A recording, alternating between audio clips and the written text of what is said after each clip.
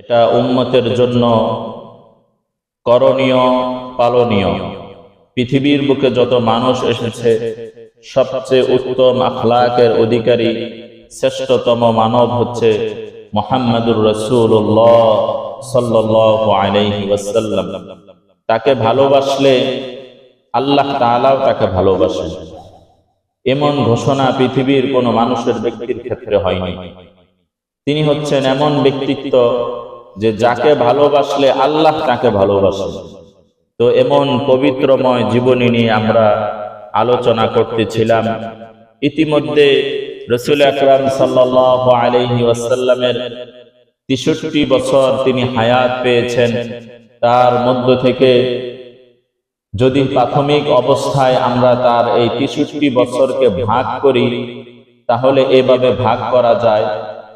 রাসূল সাল্লাল্লাহু আলাইহি ওয়াসাল্লামের জন্মের পর থেকে নিয়ে ৪০ বছর বয়সে তিনি নবুয়ত প্রাপ্ত হন। এই হচ্ছে ৪০ বছর। নবুয়ত প্রাপ্ত হওয়ার পর ১৩টি বছর তার জন্মস্থান মক্কাতুল মুকাররমায় অবস্থান করেন। এই হচ্ছে ৫৩ বছর। রাসূল আকরাম সাল্লাল্লাহু আলাইহি ওয়াসাল্লাম মক্কা থেকে হিজরত করে মদিনায় চলে যান। সেই মদিনায় ১০ বছর তিনি অবস্থান করেন। এই ৫৩ আর ১০-এ ৬৩ বছর, এবং মদিনায় তার ইন্তেকাল হয়।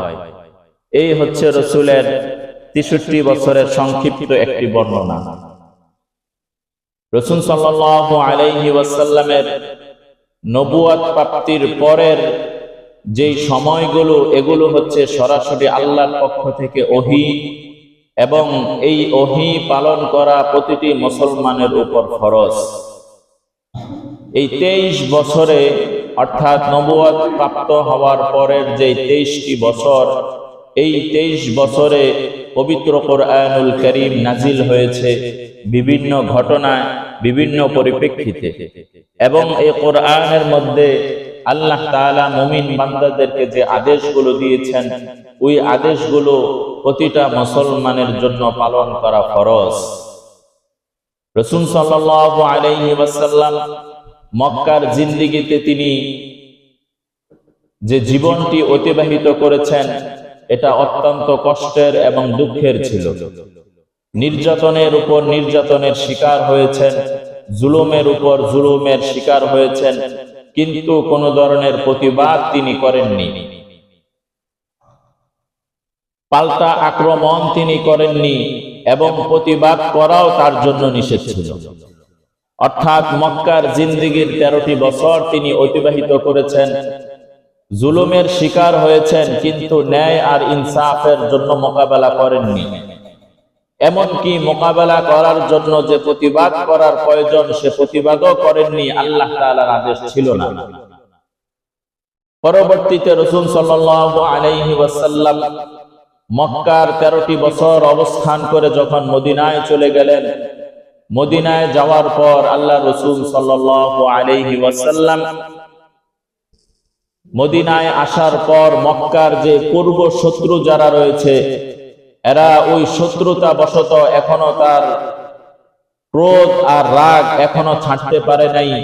তারা মক্কা থেকে মদিনায় রাসূলের উপর জুলুম আর নির্যাতনের যখন পরিকল্পনা করতেছিল, তখন আল্লাহ রাব্বুল আলামিন জিহাদের আয়াত নাজিল করে দিলেন যে এখন থেকে শুধু নির্যাতন হবেন না, বরং এই নির্যাতনের মোকাবেলা করতে হবে।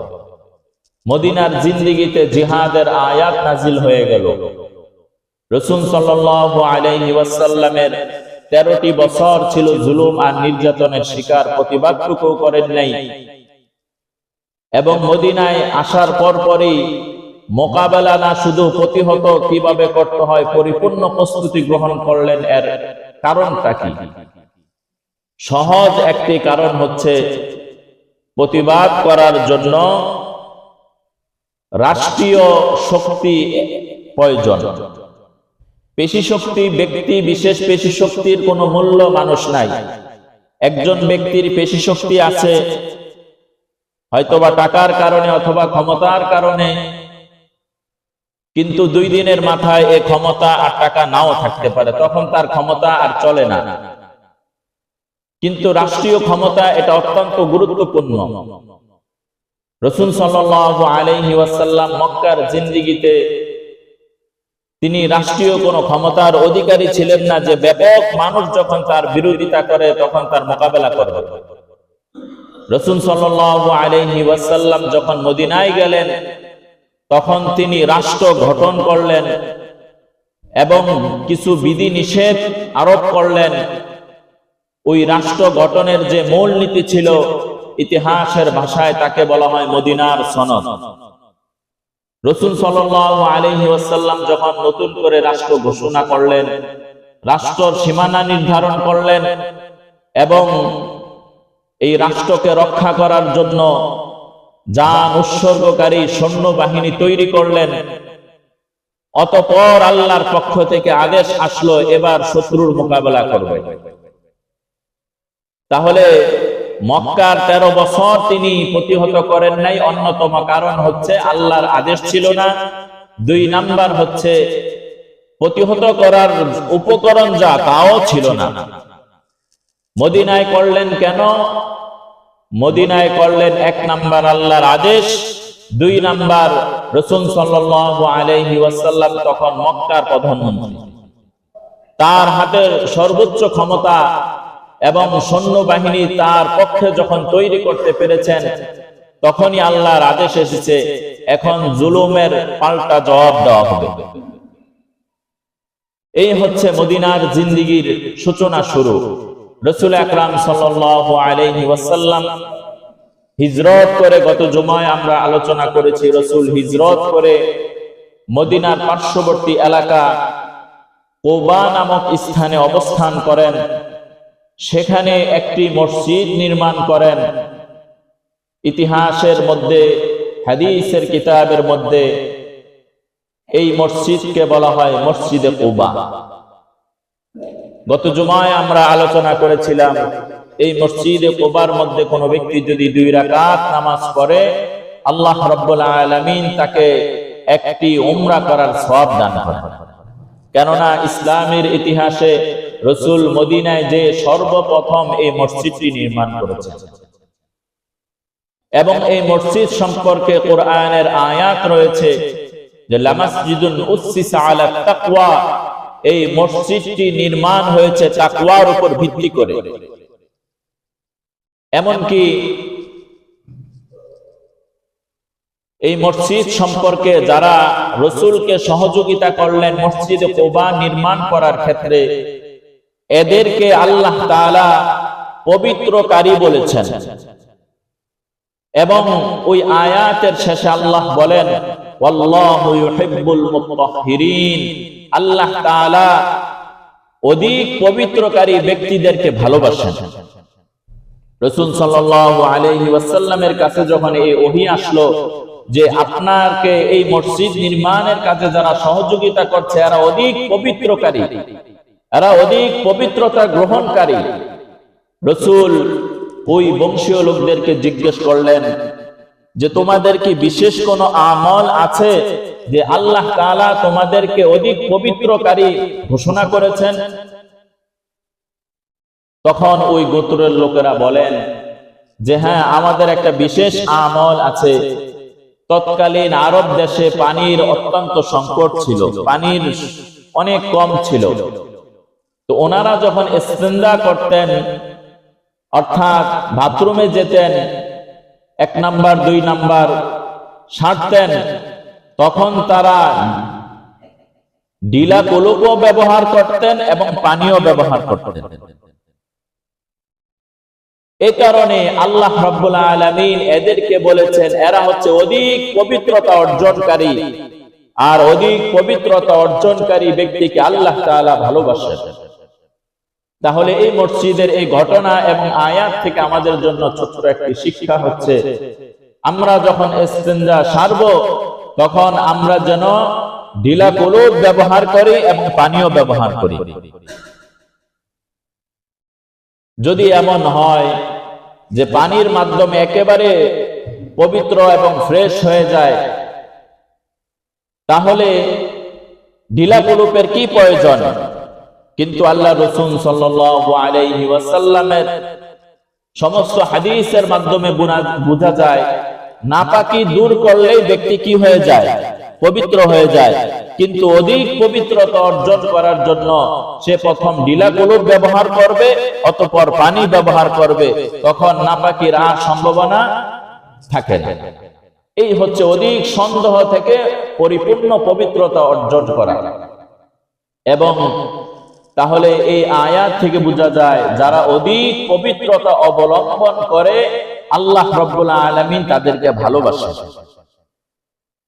এই আয়াত থেকে একটি মাসআলা শুনে রাখি, অনেক সময় দেখা যায় আমাদের ওয়াসওয়াসা হয়, অর্থাৎ বারবার সে পানি ব্যবহার করতে থাকে, যেখানে এক বদনা পানি হলেই যথেষ্ট সেখানে সে 10 বদনা পানি ব্যবহার করে।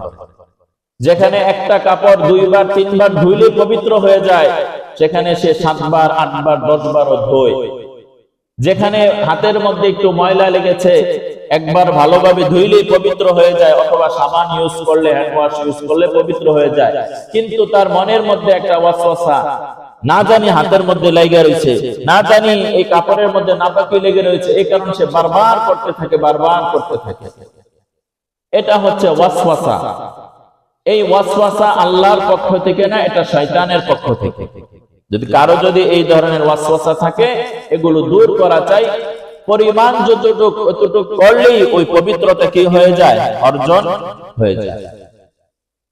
রাসূল আকরাম সাল্লাল্লাহু আলাইহি ওয়াসাল্লাম মসজিদে কুবা থেকে যখন মদিনার উদ্দেশ্যে রওনা হলেন, মদিনা শহরের পূর্বের নাম ছিল ইয়াসরিব।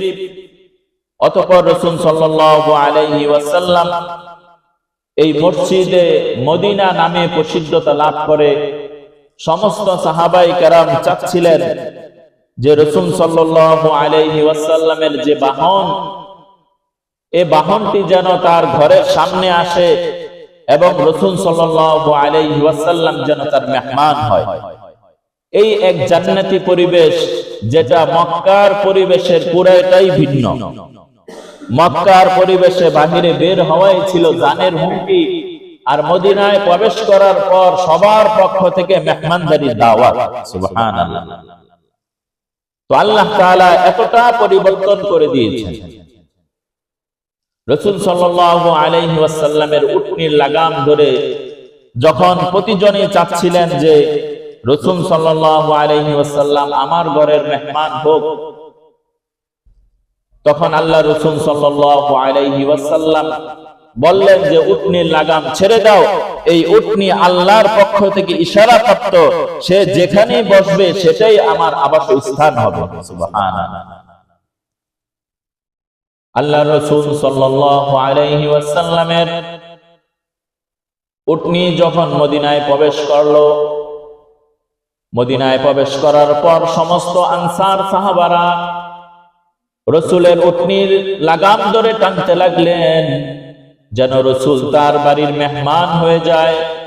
আল্লাহর রাসূল উটনির রশি ছেড়ে দিতে বললেন যে উটনি আল্লাহর নির্দেশে নির্ধারিত স্থানে থামবে। উটনি হাঁটতে হাঁটতে এক পর্যায়ে আনসারী সাহাবী আবু আইয়ুব আনসারী রাদিয়াল্লাহু তাআলা আনহুর বাড়ির সীমানা আঙ্গিনায় বসে গেল। বসে যাওয়ার পর ওই উটনি আবারও কিছুটা উপরে উঠলো। ওঠার পর আরো কিছু দূর যাওয়ার পর ঘুরে আবার ওই আগের স্থানে বসে গেল। হযরত আবু আইয়ুব আনসারী রাদিয়াল্লাহু তাআলা আনহু অত্যন্ত খুশি হলেন যে আল্লাহর রাসূল সাল্লাল্লাহু আলাইহি ওয়াসাল্লাম আজকে আমার বাড়ির মেহমান হইলেন। সমস্ত সাহাবায়ে কেরামের তামান্না ছিল যে রাসূল আমার ঘরের মেহমান হবেন, কিন্তু রাসূলের বাহন তো আল্লাহর আদেশপ্রাপ্ত। এ কারণে আবু আইয়ুব আনসারীর ঘরে আল্লাহর রাসূল মেহমান হয়ে গেলেন। আবু আইয়ুব আনসারী রাদিয়াল্লাহু তাআলা আনহুর বাড়ি ছিল দোতলা। আল্লাহর রাসূল সাল্লাল্লাহু আলাইহি ওয়াসাল্লামকে বলা হলো, ইয়া রাসূলুল্লাহ, আপনি ঘরের দোতলায় অবস্থান করেন। আল্লাহর রাসূল চিন্তা করলেন মদিনার সমস্ত মানুষের আগ্রহের কেন্দ্রবিন্দু আমি যদি দোতলায় উঠে বসে থাকি অনেক মানুষ সাক্ষাতে আমাকে খুঁজে পাবে না।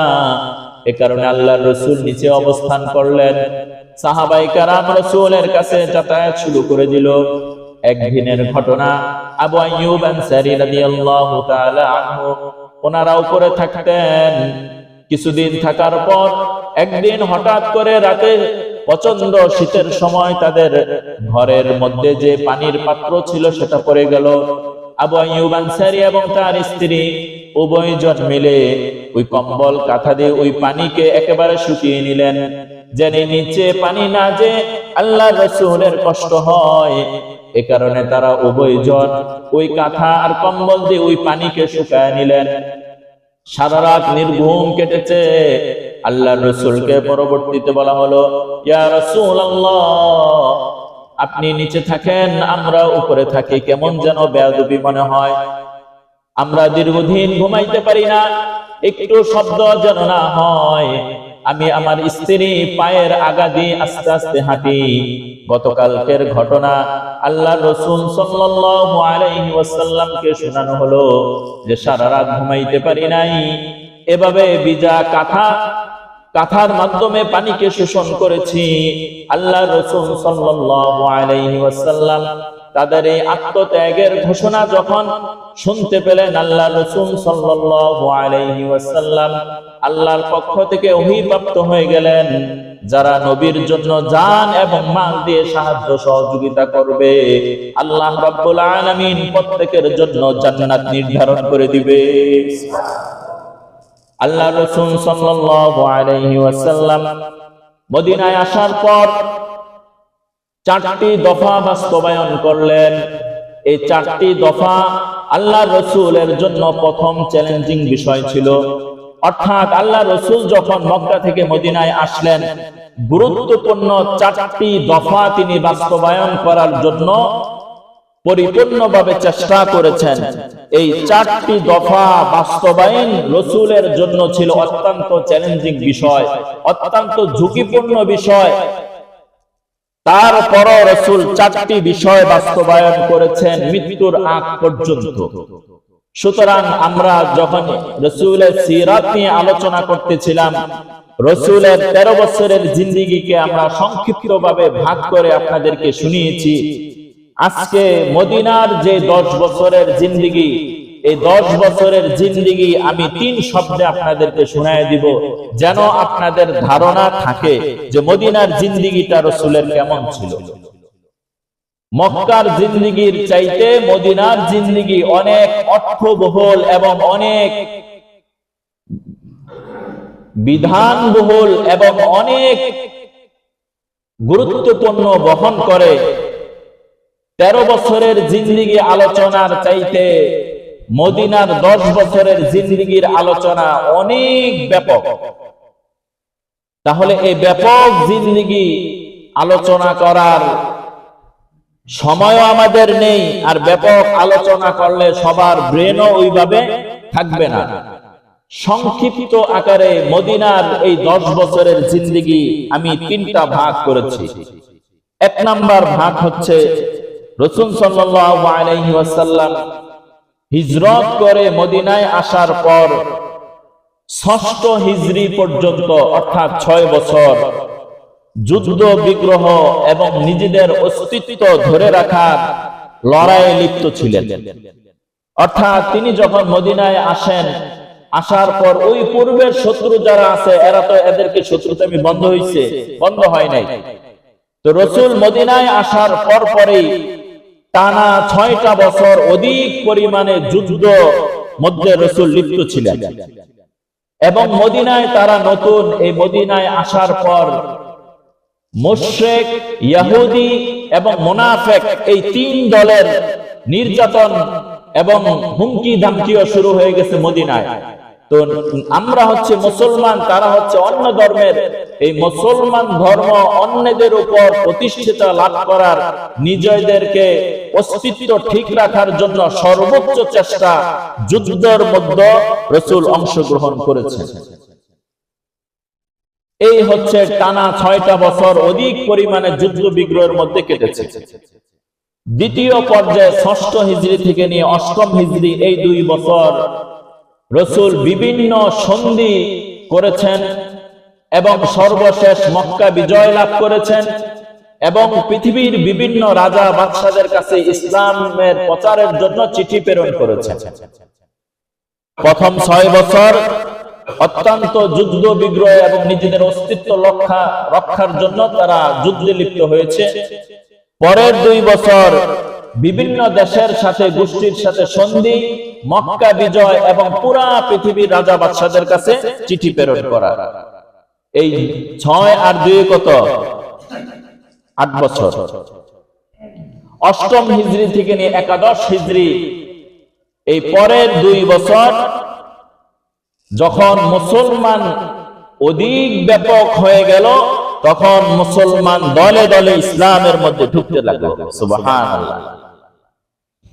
দলে দলে যখন মুসলমান ইসলামের মধ্যে প্রবেশ করতে লাগলো, পরিশেষে আল্লাহ তাআলা আল্লাহর রাসূলকে উঠায় নিয়ে গেলেন, রাসূলের ইন্তেকাল। এই বিষয়টা ছোট একটা সূরার মধ্যে রয়েছে,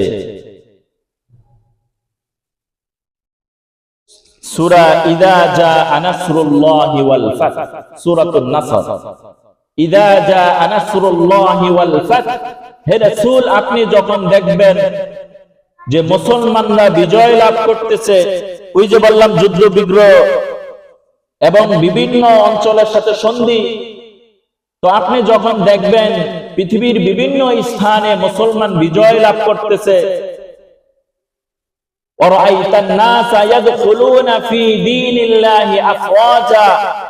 তখন আপনি দেখবেন মানুষরা দলে দলে দ্বীন আর ইসলামের দিকে ধাবিত হচ্ছে।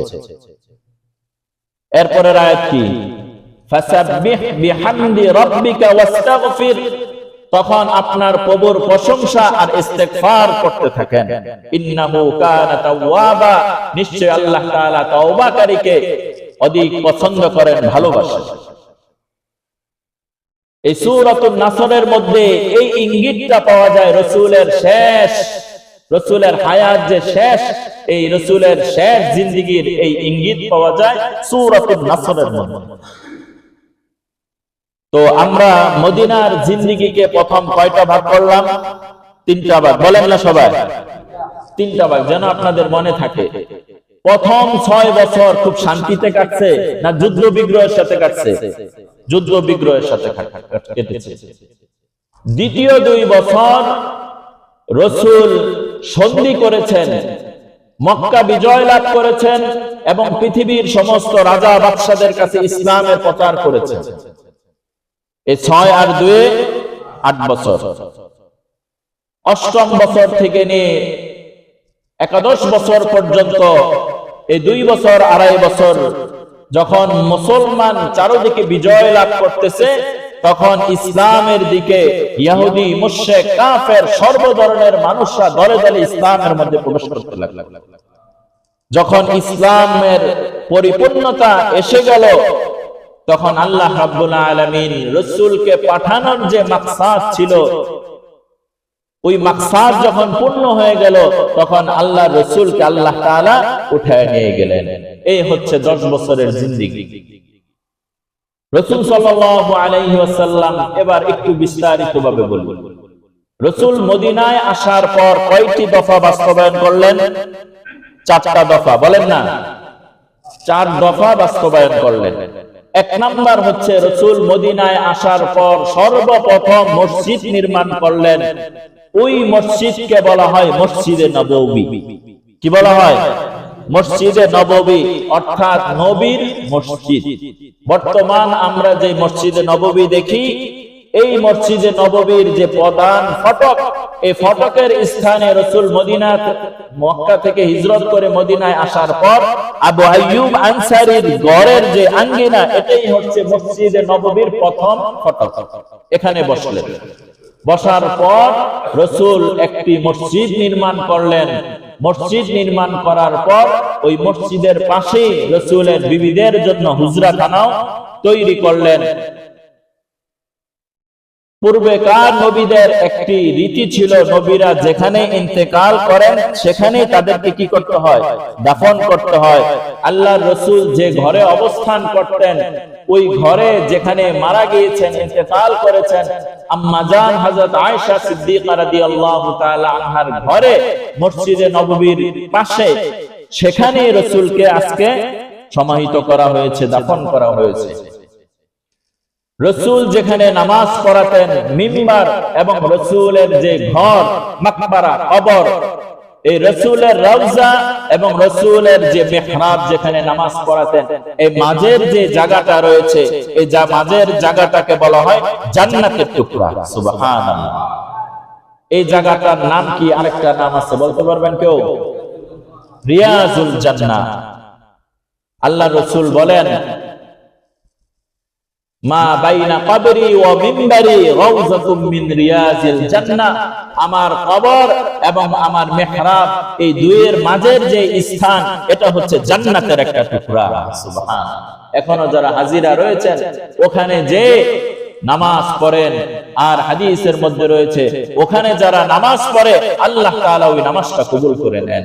ওখানে যারা দোয়া করে আল্লাহ তাআলা তার দোয়াটা কবুল করে নেন। আল্লাহ তাআলা আমাদের প্রত্যেককে ওই রাসূলের রওজা জিয়ারত করার তৌফিক দান করেন, ওই রিয়াজুল জান্নাহ নামাজ পড়ার ইবাদত করার তৌফিক দান করেন। যারা গিয়েছে আল্লাহ তাআলা তাদেরকে বারবার যাওয়ার তৌফিক দান করেন।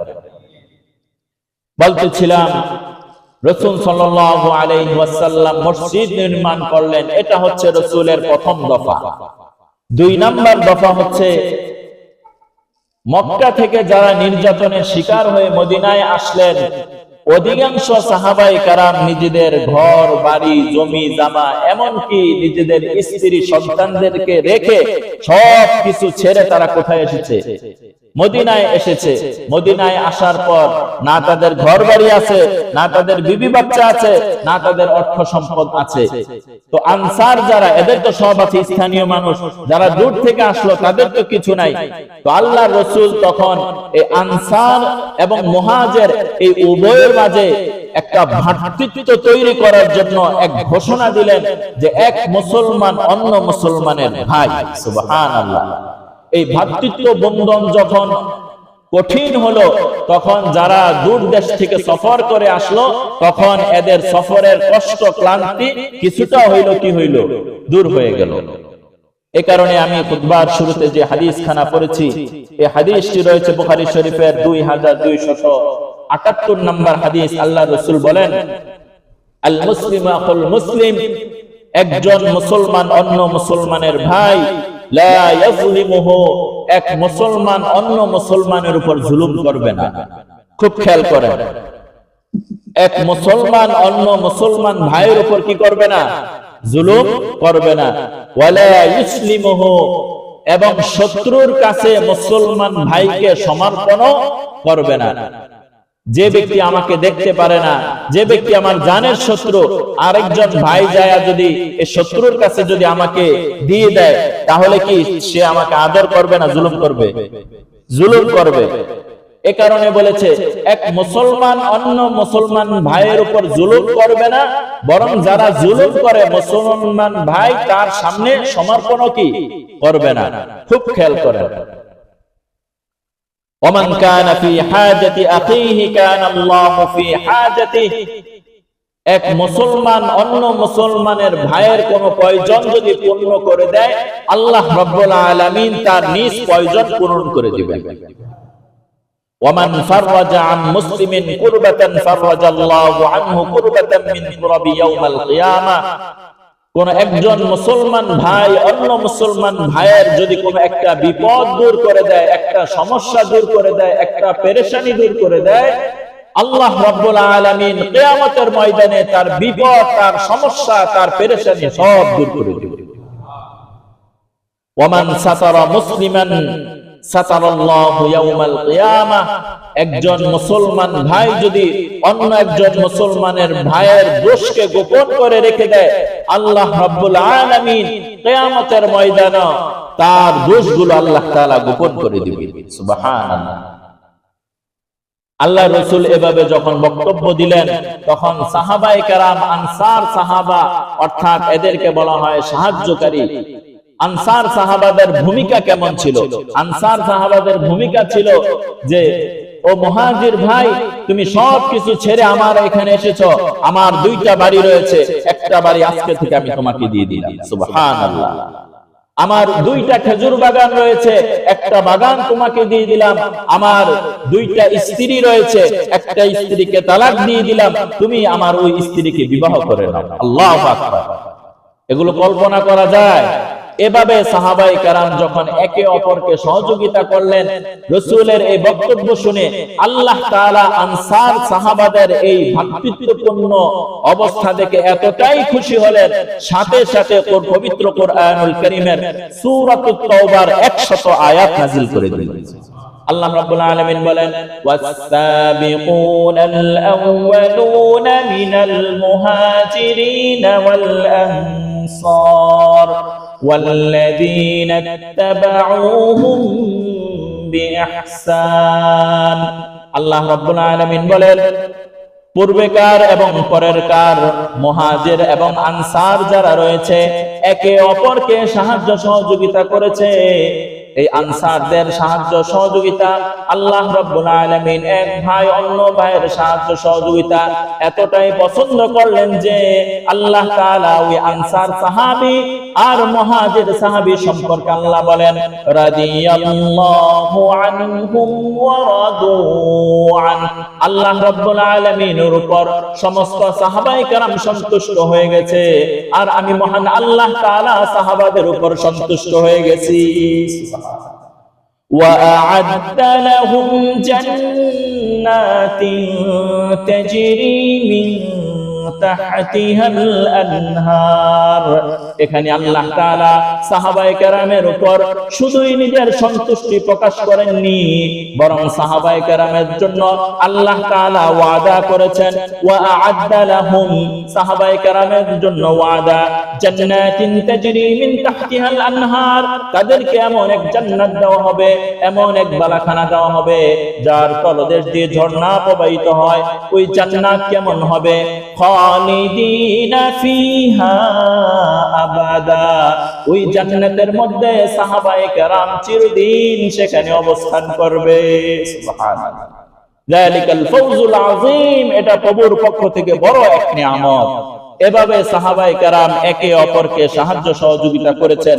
এই হচ্ছে 2 নাম্বার দফা। 3 নাম্বার দফা হচ্ছে রাসূল সাল্লাল্লাহু আলাইহি ওয়াসাল্লাম মদিনায় আসার পর সমস্ত মানুষকে একসাথে বসে পরামর্শ করে একটা নীতি নির্ধারণ করলেন, এটাকে বলা হয় মদিনার সনদ। এই হচ্ছে 3 নাম্বার দফা। 4 নাম্বার দফা হচ্ছে রাসূল একটা মুজাহিদ বাহিনী গঠন করলেন, যে মুজাহিদ বাহিনী নিজেদেরকে রক্ষা করবে, নিজেদের দেশকে রক্ষা করবে, নিজেদের সীমানাকে রক্ষা করবে। এই 4 দফা বাস্তবায়ন করার পরে মুসলমানদের উপর আরো কিছু নির্যাতন যখন চেপে উঠেছে, তখন রাসূল সাল্লাল্লাহু আলাইহি ওয়াসাল্লাম প্রতিটা নির্যাতনের মোকাবেলা করার জন্য যুদ্ধের মধ্যে কি হয়েছে? লিপ্ত হয়েছে। পরবর্তীতে ওই পরের বছরই বদর যুদ্ধ সংগঠিত হয়। ইতিহাসের মধ্যে বদর যুদ্ধ আপনারা শুনেছেন। ওই বদর যুদ্ধের মধ্যে অংশগ্রহণ করেছে মক্কার সবচেয়ে বড় বড় কাফের গুলো। বদর যুদ্ধের ইতিহাস অনেক বড়। 1 মিনিটে যদি বলি, বদর যুদ্ধের মধ্যে বড় বড় কাফের সর্দার 70 জন নিহত হয়েছে। আলহামদুলিল্লাহ বলেন।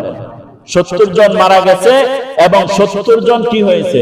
বন্দী হয়েছে, এবং মুসলমানরা ওই যুদ্ধে বিজয় লাভ করেছে। এই হচ্ছে বদর যুদ্ধের সংক্ষিপ্ত ইতিহাস। ইনশাআল্লাহ আগামী জুমা থেকে আমরা আরেকটু সামনে বাড়বো। আল্লাহ রাব্বুল আলামিন আমাদেরকে রাসূলের এই ইতিহাস থেকে শিক্ষা গ্রহণ করে নিজেদের জিন্দেগিতে বাস্তবায়ন করার তৌফিক দান করেন। আমিন। ওয়া আখিরু দাওয়ানা আলহামদুলিল্লাহি রাব্বিল আলামিন।